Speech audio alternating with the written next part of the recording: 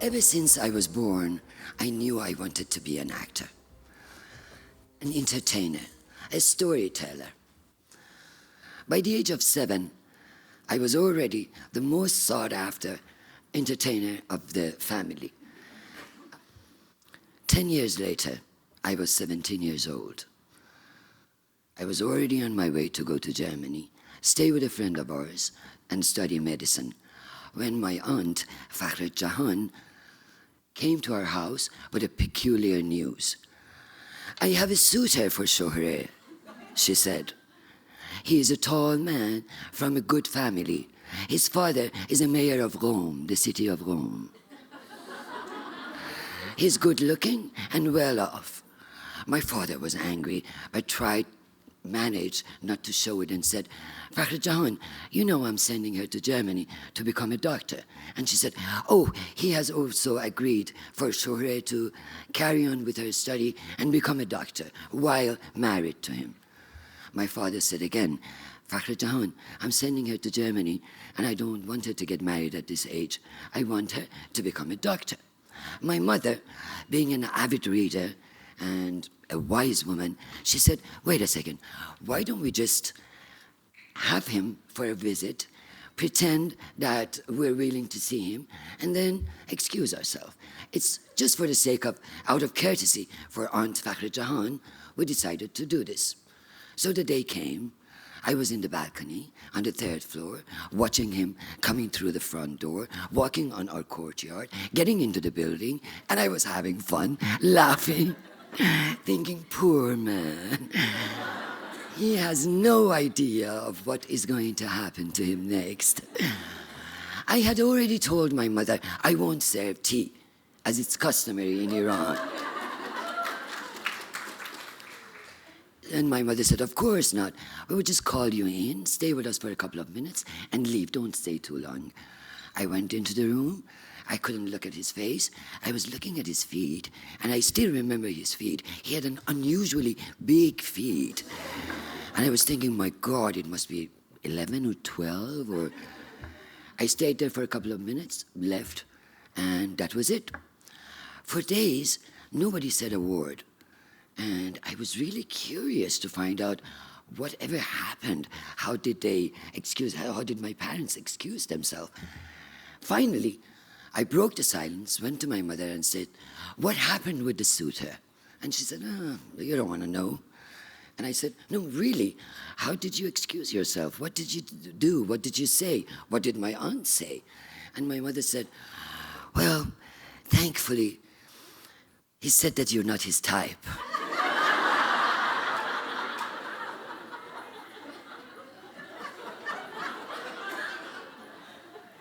And I said, "Well, what's that supposed to mean?"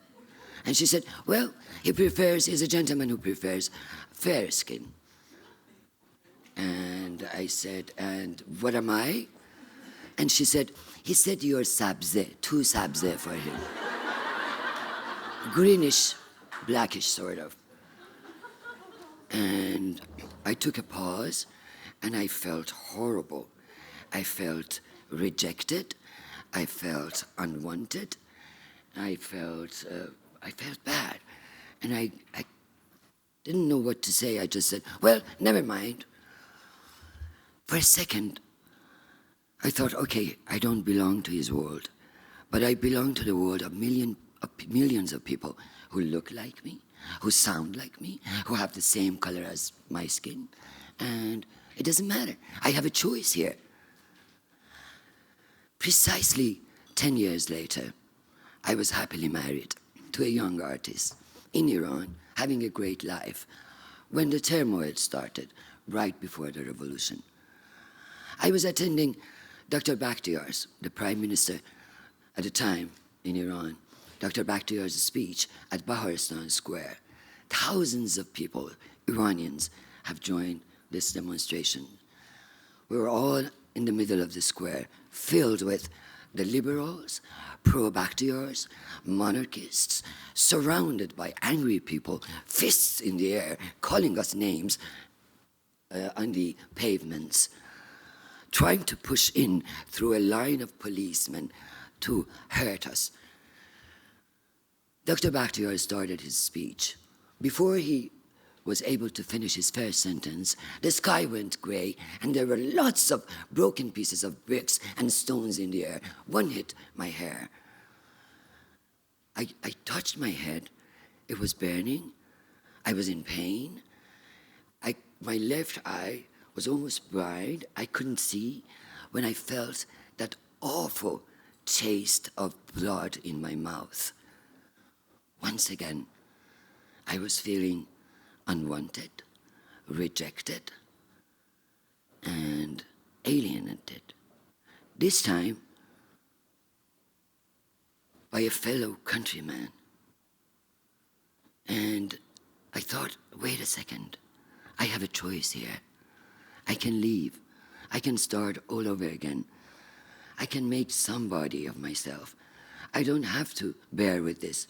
There's no place for me as a young, outspoken actress in this country no more. Why don't I leave? I have to go somewhere. I have to get myself educated. I have to be able to help my people. Maybe that way, leaving, studying, getting myself educated would make me be even more able to help my people in Iran. So on February 29, 1979, at 4:30 a.m., I jumped into my car and drove to Europe because all the airports were shut down. The Prime Minister at the time, Dr. Bakhtiar, had ordered all the airports to shut down. And I thought, this is it. I either leave now or never. Precisely 10 years later, married again, this time to a playwright in Los Angeles, Hushain Tuzi. Being the mother of a 1-year-old beautiful daughter, whom I named after my favorite film, Tara Jane. Tara for Gone with the Wind, Jane for Jane Austen, my mother's favorite writer. We were both auditioning. We were both working at the same time and auditioning, hoping that one day we'd be able to join the American film industry. It was my second audition, and I was ever so happy because it was about an Iranian woman in exile having some problems with the authorities. And I thought, this is it. This is my role. I have to play this role. I'm Iranian, and I've had problems with the authorities before, so I should be able to portray this role the best way possible. So I went in full of self-confidence, happy to be there. And as soon as I walked in and started going towards the casting director, she looked at me and she said, "Oh, no, no, no, no. Go home, go home. No, no, no. You're too beautiful for this role. We're looking for a downtrodden Iranian woman." Once again, I was rejected. I felt alienated. And I thought, no, I am not the girl next door. I am not the Iranian woman they're looking for. Who am I? I'm an actor. My husband is a playwright. He can write plays, and we can both perform it around the world. I don't have to bear with this anymore. I went home, and I told my husband, I said, you know what? We have to start our own theater company.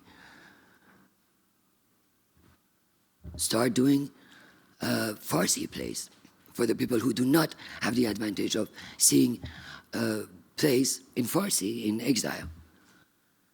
In a year, we started with our first play called The Sweet Scent of Love, Bouye Khosh Ishq, which I'm sure most of you have seen it. It was on the stage for 2 years. We bought our first house with it, and we were so happy. I was thinking, oh my God, had I been successful if I had not been rejected at the first place? Had I been persuasive if I had not been rejected at the first place? I don't think so. Don't be afraid of rejections. Welcome it, celebrate it. It makes you be the person you are. If you're not afraid of it, challenge it. That's what I did. And I think it's the best way of doing it because we want to be our own people. We don't want to look like one another, or we don't want to act like one another. Our uniqueness is what attracts us to each other. And again, I sometimes think, still, would I have been successful had I not been rejected? No. Thank you so much for listening to me today.